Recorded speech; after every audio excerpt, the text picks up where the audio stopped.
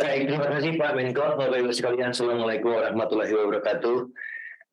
Kami dari Kementerian SDM terkait dengan program KBLBB ini bisa kami pastikan kami siap untuk menyalurkan bantuan pemerintah khususnya untuk program konversi ya teman-teman, karena di antara kami di SDM dengan perindustrian ada sedikit pembagian tugas. Kalau yang bantuan pemerintah untuk yang baru itu di teman-teman Kementerian Perindustrian, sementara di Kementerian SDM kebagian tugas untuk melakukan penyaluran bantuan pemerintah untuk konversi motor BBM menjadi motor listrik.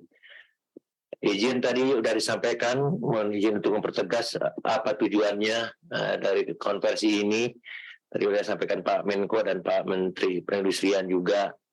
Ya, kita ada amanah dari Perpres untuk percepatan, dan jauhnya kita ingin menciptakan adanya ekosistem KBLBB ya, dan manfaatnya juga sudah kita identifikasi dan saya pikir sudah juga sharing dengan teman-teman pada sisi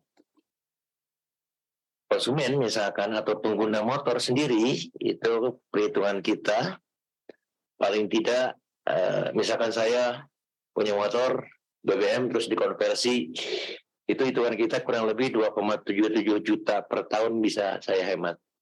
Itu dari sisi pengguna ya. Kemudian dari sisi pemerintah juga ada penghematan 32,7 miliar per tahun. Itu nanti asumsinya ada tentu saja. Dan di sisi lain karena kita juga beralih dari BBM ke baterai yang pastinya membutuhkan listrik untuk mencharge-nya, maka kemudian akan ada tambahan konsumsi listrik 15,2 gigawatt hour ya per tahunnya. Jadi ada peningkatan jualan listrik. Kemudian di sisi lain karena kita mengurangi konsumsi BBM, dengan sendirinya di perkotaan akan mengurangi juga emisi gas rumah kaca, dan kita perkirakan akan terjadi kurang lebih 0,03 juta ton ya. Dari ini kita bicara hanya motor. Dan kemudian ini lebih penting lagi, Pak Menko, Pak Menperi juga tadi menyampaikan akan menciptakan lapangan kerja baru.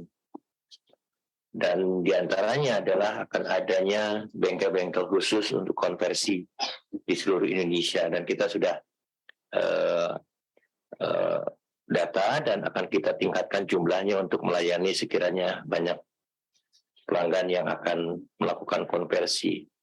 Kalau teman-teman nanya, Pak, syaratnya apa? Kriterianya apa? Nah, syaratnya ada 3 ya. 3-nya itu, maksud saya 3 kelompok. Saya mulai dari motornya sendiri. Pak, motor seperti apa sih? Ya kalau yang udah mogok ya janganlah. Untuk udah mati dihidupkan lagi melalui konversi. Tidak, ini yang masih layak jalan. Artinya yang biasa kita pakai keseharian dan kemudian itu kita konversi. Dan kalau bicara cc-nya, mungkin di antara 110 sampai 150 cc. Jadi ya mungkin teman-teman lagi senang nulis moge, tidak termasuk itu. 110 sampai 150. Ya. Kemudian ya dari sisi administrasinya ya pasti harus masih ada STNK-nya dong. Jangan melalui konversi ini kemudian teman-teman pengen hidupin lagi motor yang tadinya udah nggak mati, nggak ada SNK-nya, nggak ada BPKB-nya. Jadi poinnya adalah motor yang legal lah. Dan STNK-nya dengan KTP-nya mohon pengertiannya untuk sama, agar kemudian tidak disalahgunakan. Dan persis seperti yang Pak Agus, Pak Menperin tadi, kalau teman-teman punya motor 2, hak menerima bantuannya untuk sementara hanya 1, ya, biar yang lain kebagian. Clear ya? Jadi itu 3 kelompok. Kalau saya baru nyebut 2, motornya sendiri, pemiliknya, dan bengkelnya. Yang ketiga, ya tentu saja harus dikonversi di bengkel yang bersertifikat. Dan sertifikat ini sudah dikeluarkan oleh teman-teman Kementerian Perhubungan. Nanti kami sediakan aplikasinya sehingga kemudian teman-teman juga akan dengan mudah mendapatkan daftar bengkel untuk mengkonversi di mana saja. Gitu ya. Itu secara teknis seperti itu, dan mungkin nanti lebih detail lagi kita kalau sekiranya teman-teman memerlukan, kita akan lanjutkan pada sesi tanya jawab. Saya kembalikan ke Pak Menko, Bapak. Terima kasih. Jadi nanti itu seperti konversi motor listrik ini, itu motornya akan banyak buatan dalam negeri. Jadi kita udah dorong universitas mana saja yang mau bikin motornya. Nah, itu nanti motornya itu bisa tentu disertifikasi dari Kementerian Perindustrian. Itu nanti akan membuat lapangan kerja dan inovasi dari anak-anak bangsa. Ya, saya ulangi, inovasi anak bangsa yang tidak terpikirkan selama ini. Sekarang kita buka itu. Jadi si A atau ada di antara kalian yang mempunyai ide untuk bikin motor, sepeda motor, silakan aja. Tapi nanti harus di certified oleh Kementerian Perindustrian supaya jangan nanti ada salah. Ini jadi saya kira untuk menghidupkan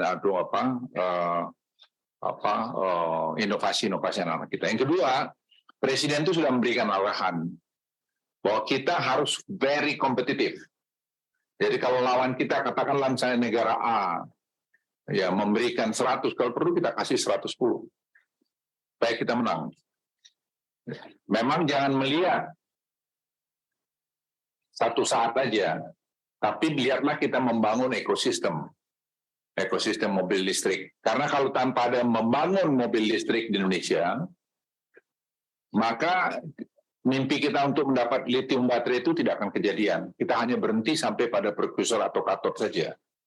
Jadi kita harus membangun, karena baterai listrik itu ada di chassisnya mobil listrik. Jadi ini saya juga minta dipahami. Saya juga tadinya pemahaman saya baterai listrik itu seperti baterai biasa, tidak begitu.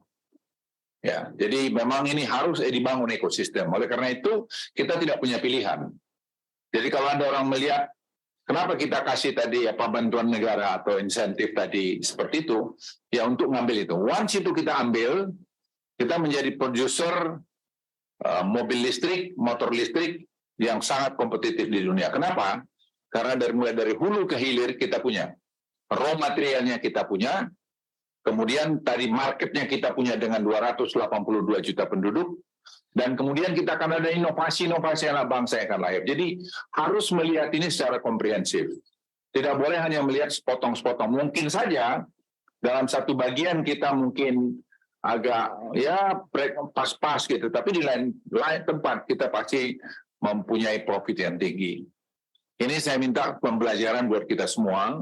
Dalam proses pengambilan keputusan ini, di tempat kita juga cukup banyak pro kon gitu. Tapi saya berkali-kali sampaikan, kita jangan mengulangi kesalahan kita dulu waktu semikonduktor. Semikonduktor kita ingat dulu berapa puluh tahun yang lalu, kita salah membuat keputusan sampai hari ini, kita tidak punya industri semikonduktor yang sangat dibutuhkan. Salah satu penyebab mobil Hyundai misalnya, kenapa terlambat jumlah produksinya di sini, itu karena kita tidak bisa memproduksi chip karena keadaan dunia. Sekarang kita mendatangkan chip ini sudah 3 tahun kita upayakan sampai kepada semikonduktor, itu juga belum berhasil. Jadi saya mau minta teman-teman semua paham, kita harus melihat ini, holistik melihatnya. Tidak boleh hanya melihat satu sektor diri sendiri aja. Saya kira itu mungkin anunya. Silakan, mungkin dari keuangan. Silakan. Izin Pak, terima kasih Pak Menko, teman-teman wartawan yang kami hormati. Tadi seperti sudah disampaikan, pemerintah melakukan percepatan transformasi ekonomi menuju ekonomi hijau. Transformasi ini diharapkan menghasilkan aktivitas ekonomi bernilai tambah tinggi. Lalu juga menciptakan perluasan kesempatan kerja, sekaligus berdampak efisiensi subsidi energi dan juga pengurangan emisi. Nah, langkah konkret ini sebenarnya sudah dilakukan baik dari sisi dan supply maupun demand. Tax holiday kita sudah berikan 20 tahun sesuai dengan nilai investasinya untuk industri pembuatan kendaraan bermotor dan komponen utamanya. Lalu super deduction hingga 300% ini atas penelitian dan pengembangan. Lalu juga PPN dibebaskan atas barang tambang termasuk biji nikel sebagai bahan baku pembuatan baterai ini nanti untuk mendukung ke arah sana. Lalu juga sudah diberikan PPN dibebaskan atas impor dan perolehan barang modal, mesin, peralatan pabrik untuk industri kendaraan bermotor.